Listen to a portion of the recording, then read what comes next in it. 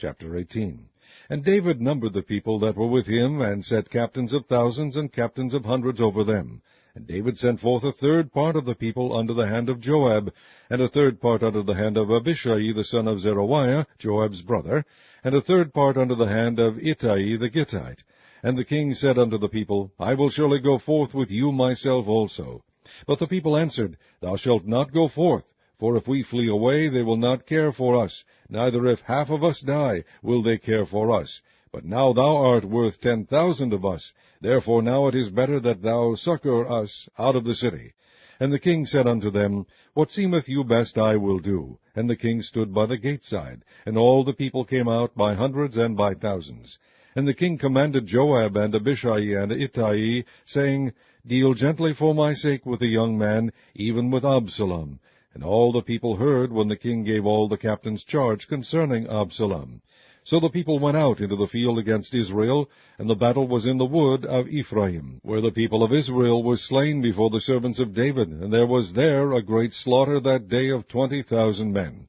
For the battle was there scattered over the face of all the country, and the wood devoured more people that day than the sword devoured. And Absalom met the servants of David, and Absalom rode upon a mule, and the mule went under the thick boughs of a great oak, and his head caught hold of the oak, and he was taken up between the heaven and the earth, and the mule that was under him went away. And a certain man saw it, and told Joab, and said, Behold, I saw Absalom hanged in an oak. And Joab said unto the man that told him, And behold, thou sawest him, and why didst thou not smite him there to the ground? And I would have given thee 10 shekels of silver and a girdle. And the man said unto Joab, Though I should receive 1,000 shekels of silver in mine hand, yet would I not put forth mine hand against the king's son. For in our hearing the king charged thee and Abishai and Ittai, saying, Beware that none touch the young man Absalom. Otherwise I should have wrought falsehood against mine own life, for there is no matter hid from the king, and thou thyself wouldest have set thyself against me. Then said Joab, I may not tarry thus with thee. And he took 3 darts in his hand, and thrust them through the heart of Absalom, while he was yet alive in the midst of the yoke. And 10 young men that bare Joab's armor compassed about, and smote Absalom, and slew him. And Joab blew the trumpet, and the people returned from pursuing after Israel, for Joab held back the people. And they took Absalom, and cast him into a great pit in the wood, and laid a very great heap of stones upon him, and all Israel fled every one to his tent. Now Absalom in his lifetime had taken and reared up for himself a pillar, which is in the king's dale, for he said, I have no son to keep my name in remembrance. And he called the pillar after his own name, and it is called unto this day Absalom's place. Then said Ahimaaz the son of Zadok, Let me now run, and bear the king tidings, how that the Lord hath avenged him of his enemies. And Joab said unto him, Thou shalt not bear tidings this day, but thou shalt bear tidings another day. But this day thou shalt bear no tidings, because the king's son is dead. Then said Joab to Cushi, Go tell the king what thou hast seen. And Cushi bowed himself unto Joab, and ran. Then said Ahimaaz the son of Zadok yet again to Joab, But howsoever let me, I pray thee, also run after Cushi. And Joab said, Wherefore wilt thou run, my son, seeing that thou hast no tidings ready? But howsoever, said he, let me run. And he said unto him, Run. Then Ahimaaz ran by the way of the plain, and overran Cushi. And David sat between the 2 gates, and the watchman went up to the roof over the gate unto the wall, and lifted up his eyes, and looked, and behold, a man running alone. And the watchman cried, and told the king. And the king said, If he be alone, there is tidings in his mouth. And he came apace, and drew near. And the watchman saw another man running. And the watchman called unto the porter, and said, Behold, another man running alone. And the king said, He also bringeth tidings. And the watchman said, Methinketh the running of the foremost is like the running of Ahimaaz the son of Zadok. And the king said, He is a good man, and cometh with good tidings. And Ahimaaz called, and said unto the king, All is well. And he fell down to the earth upon his face before the king, and said, Blessed be the Lord thy God, which hath delivered up the men that lifted up their hand against my lord the king. And the king said, Is the young man Absalom safe?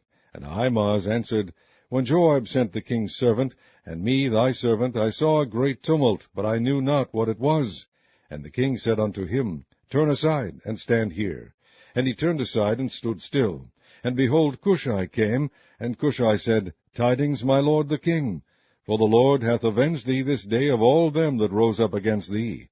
And the king said unto Cushai, Is the young man Absalom safe? And Cushai answered, The enemies of my lord the king, and all that rise against thee to do thee hurt, be as that young man is. And the king was much moved, and went up to the chamber over the gate, and wept.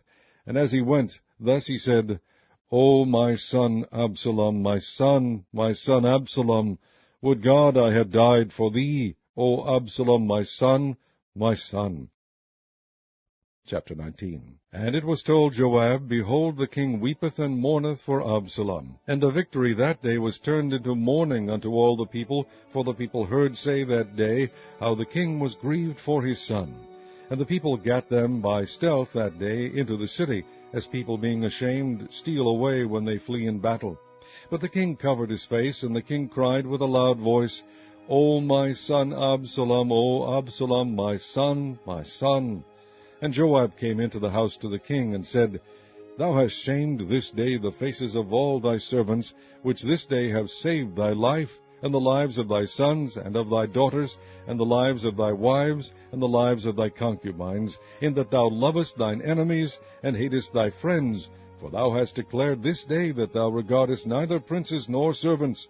For this day I perceive that if Absalom had lived, and all we had died this day, then it had pleased thee well. Now therefore arise, go forth, and speak comfortably unto thy servants. For I swear by the Lord, if thou go not forth, there will not tarry one with thee this night, and that will be worse unto thee than all the evil that befell thee from thy youth until now. Then the king arose, and sat in the gate, and they told unto all the people, saying, Behold, the king doth sit in the gate. And all the people came before the king, for Israel had fled every man to his tent.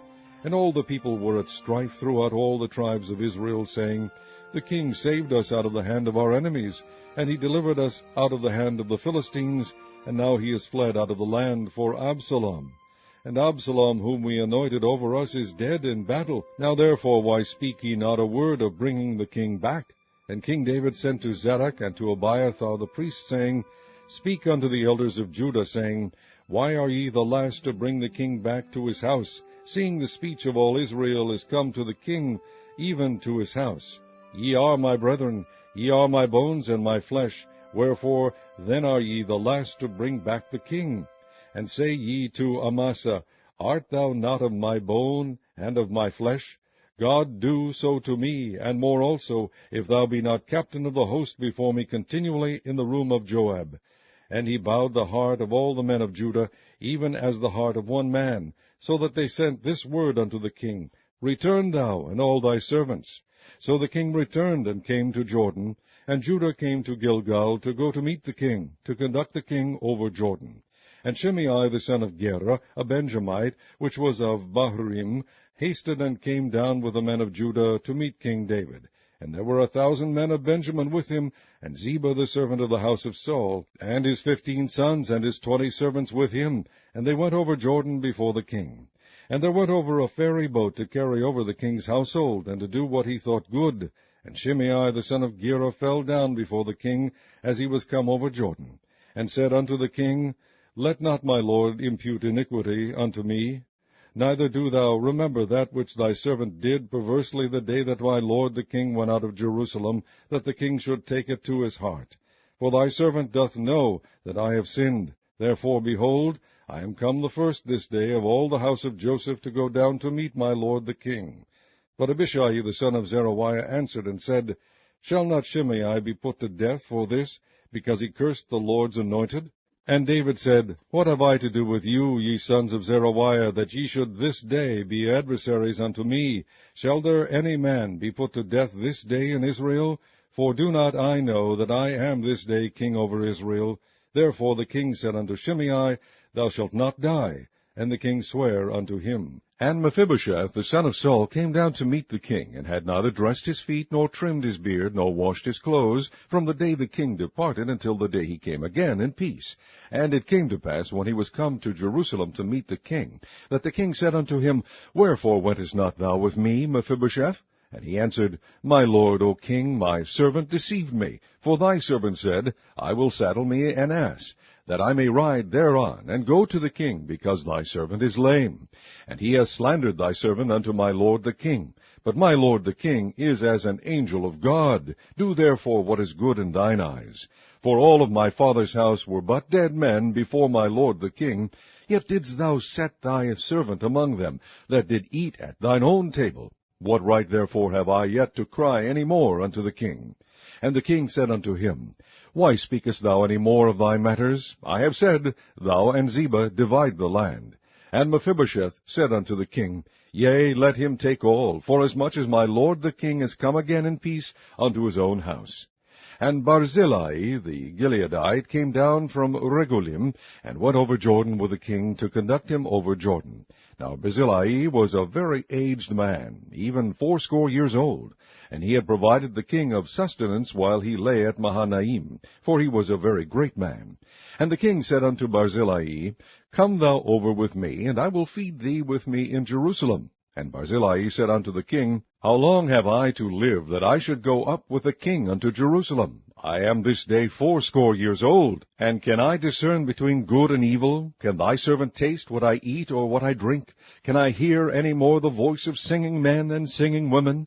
Wherefore then should thy servant be yet a burden unto my lord the king? Thy servant will go a little way over Jordan with the king, and why should the king recompense it me with such a reward? Let thy servant, I pray thee, turn back again, that I may die in mine own city, and be buried by the grave of my father and of my mother.